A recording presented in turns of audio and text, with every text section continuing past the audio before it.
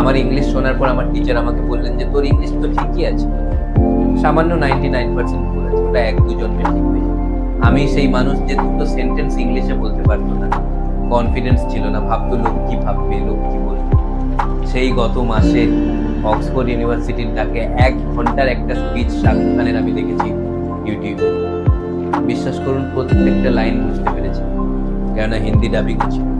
একটা সময় ছিল দুটো সেন্টেন্স ইংলিশে বলতে পারতাম, এখন বলতে পারি 2 সেন্টেন্সেস।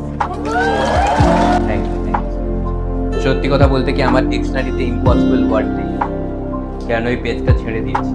ইংলিশ বলতে আমি প্রচন্ড ভয় পেতাম। আমার স্পোকেন ইংলিশ টিচার আমাকে টাস্ক দিয়েছিলেন যে সকাল থেকে রাত পর্যন্ত যেটা করছো রাত্রে ঘুমানোর আগে সেটা বলে ইংলিশে। আমি এত ভয় পেতাম যে আমি সকাল থেকে রাত পর্যন্ত কিছু করতাম না। আই ডিড নাথিং টুডে বলে ঘুমিয়ে যেতাম। যে মানুষ আগে ইংলিশ পড়তে পারতো না সে আজ ইংলিশে বই লিখেছে, আর সেটা কেউ পড়তে পারছে।